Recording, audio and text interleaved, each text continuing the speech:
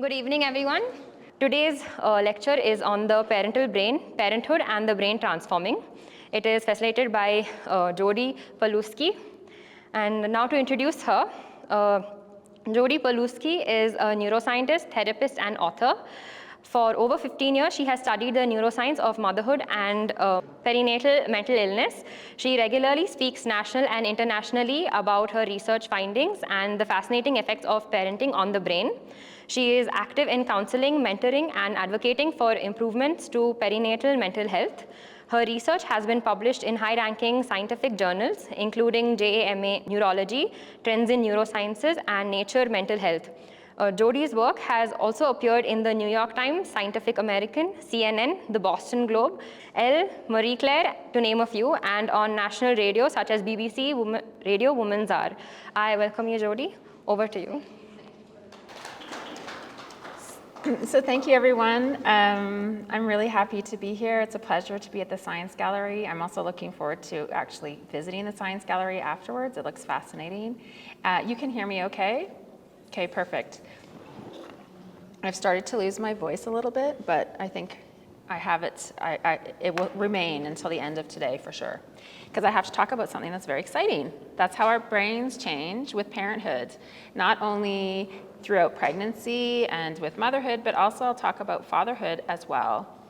So I'm going to be talking about how the brain changes and the human brain changes across pregnancy and with parenthood.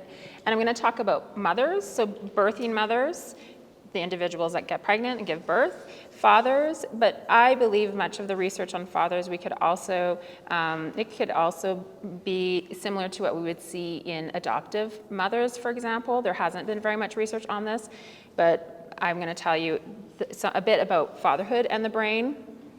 And then I really want to touch on mental load, or just mental health during this time, because of course there's these biological changes that take place, but often against a backdrop of really diverse environmental or relationship factors that are really important, because we know that mental illness is at a high rate in the postpartum period. We know that more women get admitted to psychiatric institutes in the postpartum period than at any other time in life. So I'm just going to touch on that point, this idea of mental load as stress and mental illness as well. I also think it's really important, coming from the International Association of Women's Mental Health meeting, where we were talking about mental health, to really highlight that aspect in this talk at the end. So just to tell you a really tiny bit about me, I've always been really interested in this, like how essentially people and animals behave.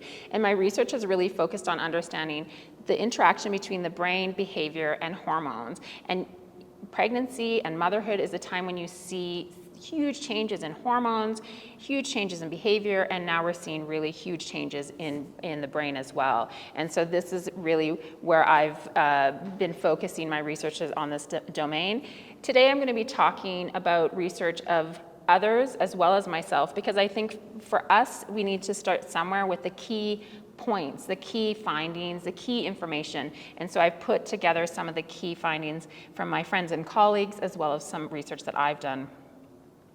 I also want to tell you that really I have learned over the past few years how important this information is for moms, for those who work with moms, for dads, for families, for the general public. And this, I put this quote up from Emma James Unsworth, and I met her while she was writing her book about, it's a memoir about her struggle with postnatal depression. And she said, and I'll just start here, she says, "But huge changes happen in your head. And maybe if I'd known there was a normal mental sea change coming, I wouldn't have been so blindsided, and it might not have tipped over into PND or postnatal depression, maybe." And I think this is really the reason why I'm here, and the reason why I do what I do, is that this knowledge and the research that we do in this area can help others. Just to know that the brain changes could be very helpful. This is also a fantastic book, by the way, and I highly recommend it. So I also want to just remind us why it's important to study mothers in particular, but also fathers. But motherhood is its own special institution, in fact. We have a lot of ideas about what mothers should be. And in fact, most females will become pregnant in the lifespan, human females. as well as other females, but most females will become pregnant. They might not all mother, but they will become pregnant and give birth.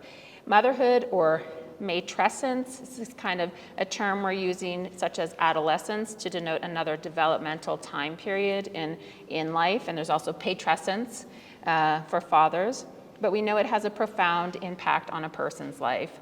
We know that many women will talk about their brain not working as well, and this is really where I started my research, this idea of mom brain, mommy brain, of memory deficits in motherhood, and I'll touch on that briefly. We also know, as I mentioned, many women will struggle with mental illness during this time, which of course for me, if it's a mental illness, of course involves the brain, right? And then I'm going to be talking about some of the key changes in structure and function of the brain across pregnancy and the postpartum period. But before I get to that, I put this ad up on the other side because I think we often don't value females, and we don't value women, women's health, and we don't value mothers. But in fact, this is an Anne Klein ad. She's a designer. And I found it in a magazine on a long haul flight one day. And it said, every human being is born out of the body of a woman. And I think we forget that. We forget how essential actually maternal health, female health, and women's bodies are to who we are. And I just put that up there as a reminder. So often when we think about motherhood and the brain, moms will say things like, I used to have functioning brain cells, but I traded them in for children. It's pretty funny, right? I mean, there's lots of these kinds of memes and sayings on social media. This one is perhaps one of my favorites because I for my PhD, I did study neurogenesis, or the production of new neurons, in the maternal brain, and I'll tell you a snippet about that in a minute. But in fact, if you really look at this picture, you're seeing a woman with 2 children who seem healthy, right, and functioning, and that to me means her brain's working. We forget that caregiving takes brain power, a lot of it. And so we aren't trading in brain cells when we're becoming mothers, and I'm a mother. We're not trading them in for children. Sometimes it can feel that way for various reasons, which we can discuss, but I think we often forget how much brain power is needed to care give, and that's also incredibly important, obviously.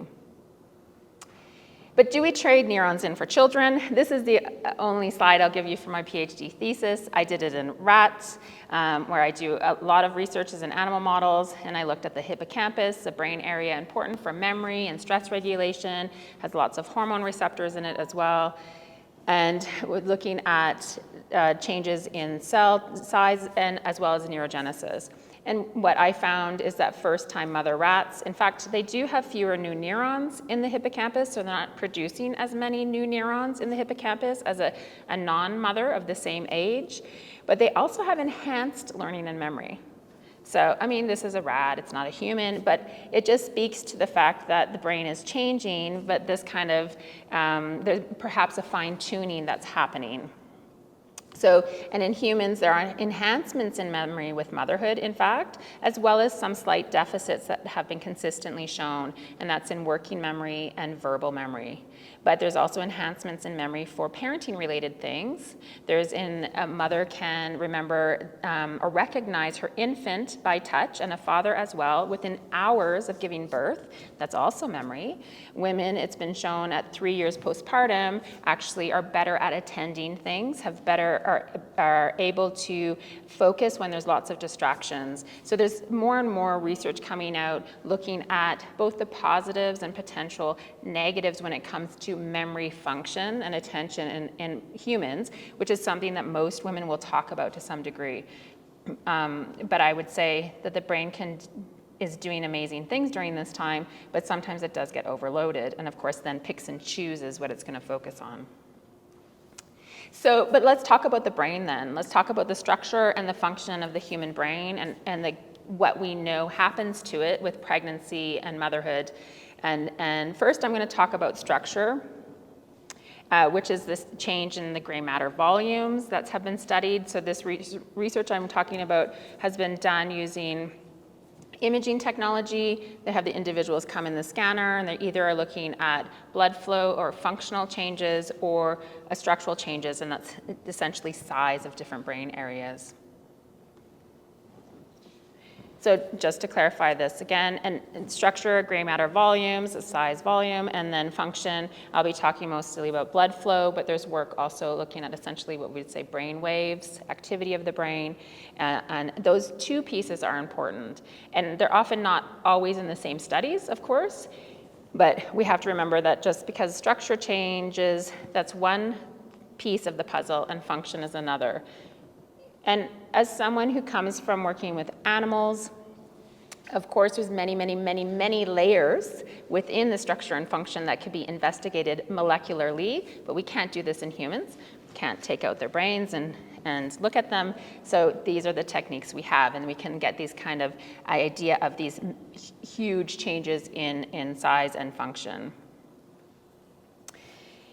So the first study that really looked at structural brain changes was, and across pregnancy, was in 2002, and the next one was probably in 2017. So, and since 2017, there's been quite a few studies coming out on the maternal and the paternal brain. But this first study came out, and this is looking at structure, global structure, and in fact what they found was about a 4% decrease in the size of the brain during pregnancy with an increase in the postpartum period. So, and this is, I mean, if you think about it, I mean, most people will say, oh, so my brain is shrinking, that's why I'm forgetting. This is usually the narrative that comes up. We forget that dynamite comes in small packages. So, you know, just because it's smaller doesn't mean it's not functioning as well.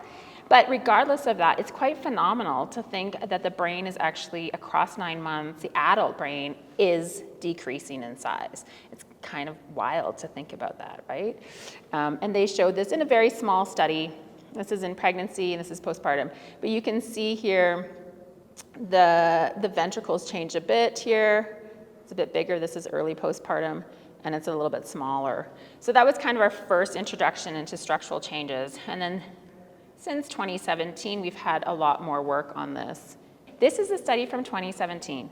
I also want to highlight, I have an episode, I have highlighted here my podcast, Mommy Brain Revisited, where I interview the authors of each of the papers I'm talking about here, the PIs on those papers. So if you want to delve into more details, feel free to listen to this episode, and I will highlight other episodes throughout, as well as a citation here. I've also published with Elselina.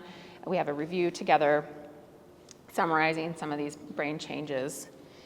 So what you can see here, and I've just pulled out some of the important bits, is that they showed in this paper, and it was really elegantly done, and they imaged individuals prior to becoming pregnant and then after pregnancy, and they looked at the structural brain changes. And what they found is that there's about a 1% decrease in gray matter volumes in many brain areas important for social behaviors or understanding the needs of others, this idea of theory of mind, being able to kind of interpret what someone else might need.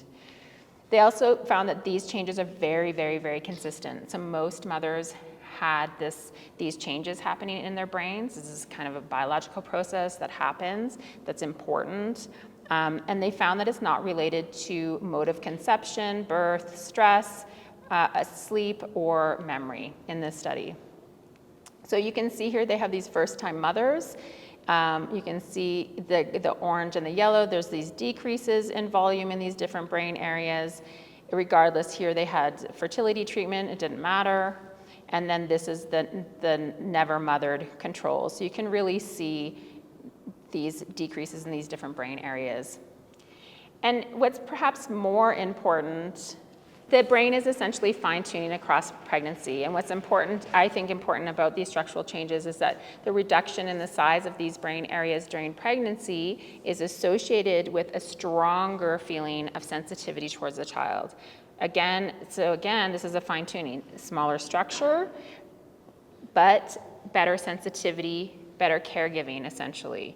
So I think this is really important. It's this idea of efficiency, perhaps. The brain is becoming more efficient. It's honing in on what it needs to do. It's really fine-tuning. And we can see this. And in fact, I showed this with my rodents, that there's decreases in neurogenesis in motherhood. This is consistently being shown. Even in pregnancy, there's decreases in microglia cells. In rodent models, we see this across pregnancy and postpartum. So there's this kind of theme of fine-tuning of the brain. And I think it's kind of it makes sense, this idea, it's really honing in on what it needs to do. So brain structural changes are related to positive feelings towards your child. So, okay, 1% change, what does this mean, essentially? Because we all know that, well, I mean, 1% isn't that big of a deal, right? A 1% change in these brain volumes. But there was one study showing that matrescence or motherhood is really similar in these brain volume changes to adolescence. And we all accept adolescence as a huge period of life, and the brain is doing many different things. Socially, there's lots of changes. Hormonally, there's lots of changes over a number of years. And what they showed in this study, in fact, is they compared different aspects, structural brain volumes, and this is by Susanna Carmona and her team. They compared different aspects of brain volume. So we had cortical thickness, surface area, and what have you. They had adolescent girls, first-time mothers in blue, and then adult females. And I think I put this figure up here because it's really important really to see on all of these measurements, total brain volume, cortical volume, thickness, what have you, the adolescent girls and the mothers are very similar. And this is, for mothers, this has happened only across probably less than a year, right? Pregnancy and early postpartum. In adolescence, this is a number of years. But you can see the magnitude of the change is what you see, at least with these structural measurements in adolescence. So this to me also reminds us that these brain changes in motherhood or during the pregnancy and the postpartum period are quite significant. They're like what's going on in the brain during adolescence. I mean, we of course need more and more research like this, but it just proves this point how important this developmental stage is in a woman's life. Now, that's not the whole story. The brain just doesn't shrink and continue to shrink. It's actually really, really plastic in motherhood. And this study from Pil-Young Kim, she talked about, or they found, in fact, that there's in the early postpartum period, parts of the brain, the prefrontal cortical areas, actually increase in size. And this is associated with how a parent feels their ability of parenting is, so positive association with parenting skills. So there seems to be a lot of dynamic changes in the brain across pregnancy. There's a kind of this decrease that's also related to mothering, and then in the early postpartum there seems to be a blip, a little bit of an increase here and there, but then over the next 2 years or more they've shown kind of a consistent decrease in the volume of many different brain areas. So this is just talking about plasticity of the brain. It's quite remarkable. It's probably the most plastic time of the brain in adulthood is during pregnancy and the postpartum period. And this just gives you a summary of some of the data that's out there. This is during pregnancy, there's a decrease.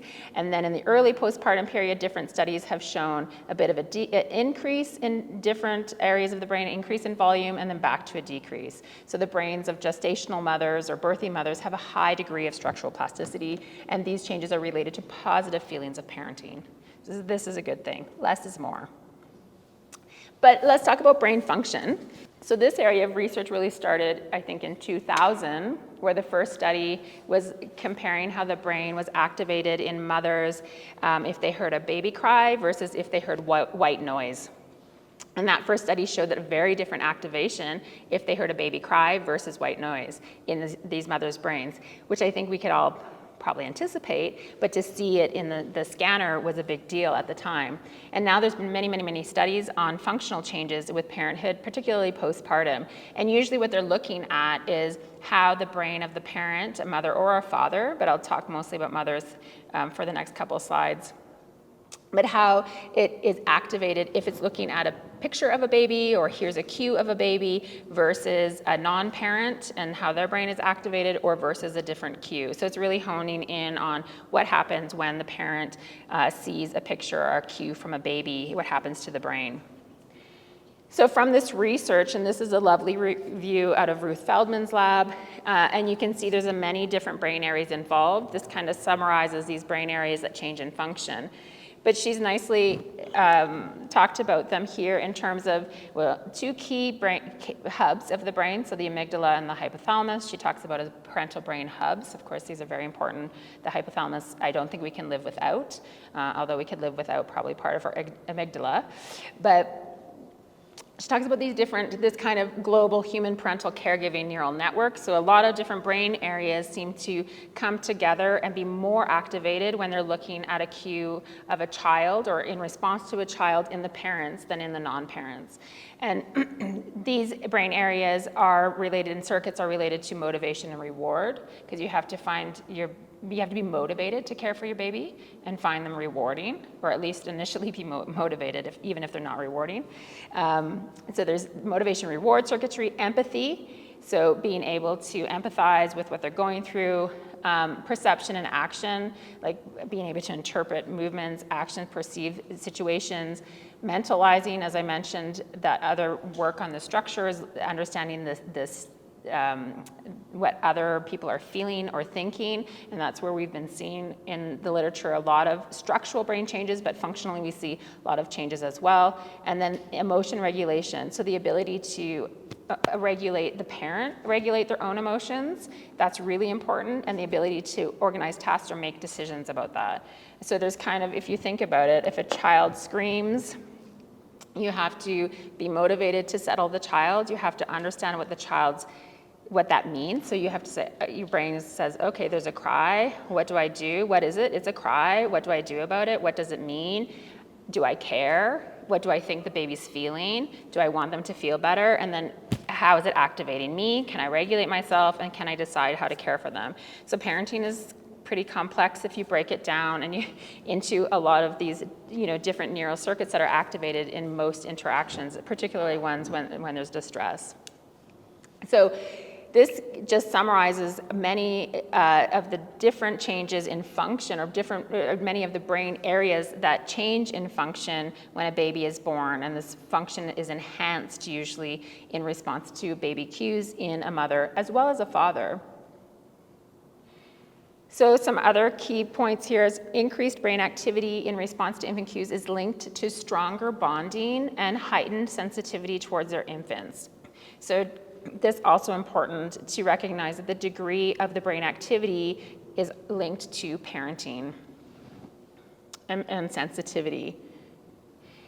Another key point that's come out of the literature recently is that even at rest, without a cue, the brains of mothers who have given birth also seem to be activated in a different way. So there seems to be this idea that the basic function of the brain might be changing. We have to delve into this, I think, a bit more to see what that means, but it's also quite fascinating to think about how many changes are happening in the female brain across pregnancy and postpartum. You see structural changes, you see functional changes in response to baby, and then you see basic functional changes. And so what does this all mean? Some more research to do, of course. But let's leave the moms there, and we'll talk about dads for a few slides. And I'll just summarize some of the key points about dads, which you'll see are kind of similar to what happens in moms, but to a different degree. So fathers' brains shrink too. I think this is important to realize. They don't do it to the same degree as a pregnant mother's brain, of course. They don't have that same physiological change, and although they do, there are some physiological changes, but of course they don't go through pregnancy. So this research out of Darby Saxby's lab, and you can read the conversation piece she wrote about it or listen to the podcast if you want more details, but she found that there's greater volume loss among fathers who spent more time with their infants in the 3 months postpartum and who took more pleasure in interacting with their infants and experienced less parenting stress. So I thought this was also really interesting again. But in fact, this volume loss was also linked to more sleep problems in dads and more mental health struggles. But when I talked with her about this, the mental health struggles don't seem to be related to parenting, but perhaps to work, life, other things, because they do have less parenting stress. So the dads who are enjoying baby more and spending more time with baby actually have a greater volume loss. So this again speaks to that kind of maybe fine-tuning the sufficiency idea to some degree, but we really need to do more work to piece out these changes. I will say also the volume losses is not as specific and not in the same brain areas as what you see in the mothers. So they were looking, I believe in this study, looking more at different lobes as opposed to different brain areas. So you're not seeing the the degree of change in all those different brain areas is a bit more global. And it's in certain brain areas, but not as many. And then, as I mentioned, functionally, dads also have a lot of activation in the brain, but this is, and I'll talk about this in a minute, it's also related to time spent with baby. So let's talk about that, because, okay, the brains of dads change with regards to structure and function.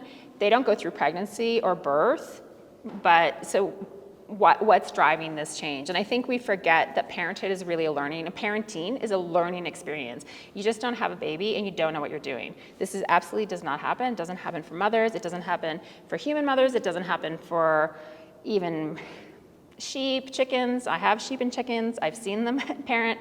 It's a really rapid learning process that happens. So, of course, the birthing mother, it has this biological shift that will make the baby attractive, but it doesn't mean she knows how to respond to baby. And so there's this interaction that's very important with the infant, and it's in a process of learning. And so that process of learning is also what dads can do, adoptive parents do, grandparents do, or whoever is raising young, they're learning how to do it. Grandparents also have experience with their own, so that's a bit of a separate issue because they're reactivating those brain areas.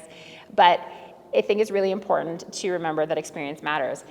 So we haven't studied this so much in the literature, in the science, but there was this great study that came out in 2014 out of Ruth Feldman's lab where she had primary caregiver fathers and primary caregiver mothers, and then she looked at how the brain was functioning in response to a video of their infant or their child at about 2 years of age. And she compared that to what they called secondary caregiver fathers, so the parent who wasn't a primary caregiver. Well, in this case, it was also just the father. So I'm just putting up one of the slides to demonstrate something I think is really important. This is the amygdala. This is a different area of the brain, the superior temporal sulcus, that's not really hugely involved in the parental brain network, but the amygdala is a hub. This is the primary caregiver mother, primary caregiver father, and this is the secondary caregiver father. This is the activation of the amygdala. So what's really important here is you can see the primary caregiver parent have the same functional activity, the same enhancement of the amygdala to the same degree, regardless of whether or not they're male or female. And in this case, I'm not sure if all the mothers were birthing, had been pregnant and gave birth, but some of them obviously had. So it doesn't matter if you were pregnant, you can still have brain activity, changes in the brain that are important for parenting if you're interacting with your child. And then, of course, there are going to be some sex differences for various reasons, and you see that the fathers are a bit different here with regards to this brain area, but this is not a hub of the parental brain circuitry. So it doesn't mean that the whole brain now becomes, looks a certain way. You still have impacts of sex, as well as socialization, environmental factors. But I think the important point here is this key hub of the parental brain. It seems to be activated when it has to do with the interaction with the child, and that's what's really important. So primary parents have similar amygdala activation. This is just to take it home again. Experienced parenting is important in shaping the parental brain. So just because you birth the baby doesn't mean you know what's best, doesn't mean you actually know what to do. It takes a lot of learning and memory. And the more time you spend with the child, the better you're going to be at doing this. What's another interesting piece about fathers that came out of some research of a friend of mine, Pascal Vertichka, who's at the University of Essex, is that a father's belief about their role, how they believe their role is, the importance of it in child rearing, plays a significant role in how their brain is activated when they're interacting with their child. He does his work mostly with older children, probably about 5 years, but I thought this was really, really fascinating. So a father, if he comes into it believing his role is important, you can see his brain activation patterns are going to be different. And I think this is really an important piece to keep in mind. So just to sum up, this portion is that the parental brain is primarily built through caring for offspring, and this involves mismatch and reparation, involves making mistakes and correcting those mistakes. It's not unique to birthing parents, and it overlaps with brain areas we use in other social relationships. So we're not reinventing the brain. What we're using is those circuits that are there, and they're coming together in a different way, and they're being enhanced, or they're geared towards caring for the baby, and we need to interact with the child and figure out how to take care of them. So there's a lot going on in mothers and fathers. There's a bit of research on adoptive parents, but we know that the brain changes significantly in parenthood. But that's just one piece of the puzzle. And I spend a lot of time looking at and talking about mental load, so how much we're thinking about doing or we need to do, and then mental illness. And I've done some research and writing about this. And I think this is a really important component when we're talking about the parental brain, particularly the brains of mothers, is to remember the impact of all the to-dos and how often motherhood comes with a lot of expectation that is unattainable. This is perfect myth of motherhood, to be the perfect mother myth is not attainable. Mom's supposed to do all these things, look this way, do this, do that, without any support in this day and age, and that can really be taxing and then can contribute to her not feeling well. And so I just wanted to talk briefly about this in the context of these biological changes, because your brain is changing significantly, and to me that means that I shouldn't cover the mic. When your brain is changing significantly, we need to protect that. We need to give it a healthy environment to really change and do what it's supposed to do. And if we're overloading parents and mothers with, all the things they're supposed to be doing, that can really cause pressure and stress. And there's been a growing body of research looking at how the brain is changing with stressors or with mental illness, particularly in mothers, more so than fathers. We know from a few papers out there out of Pil-Young Kim's lab is that emerging literature of human mothers provides evidence that stressful experiences, and this can be SES, this can relate to all sorts of different discrimination, housing issues, single motherhood, and she talks about whether from the past or the present is associated with altered responses to infant cues in brain circuits that support maternal motivation, emotion regulation, and empathy. And so it's really important when we're realizing, yes, the brain's changing to learn how to care for the baby, and that's really great, but if your environment isn't optimal, if you're having a lot of stress, this also really will modify how your brain, particularly functionally, will have the capacity to care for the baby. But this makes sense. If you have a stressful environment, you're going to respond to the baby in a different way, right? That doesn't mean it's bad. It just means we have to be aware of this. And also, we know that stress and too much stress can lead to mental illness. So a little bit of stress, and stress in life is normal. That's great. But if we're having prolonged stress, really acute, pronounced stress, and each of us responds differently to different stressors. This is something to keep in mind. And motherhood traditionally does come with many stressors. And so I think it's important to remember that stress during this time we should try to alleviate it as much as possible, because we don't want to lead into perinatal mental illness. And perinatal mental illness, as I mentioned, can impact a number of individuals, both mothers and fathers. I did a review of the literature a few years ago, and even the literature to date is really also showing that perinatal mental illness is impacting those brain areas important for parenthood. It's also seems to have its own distinct neurobiology, which is important when we're thinking about prevention and treatment.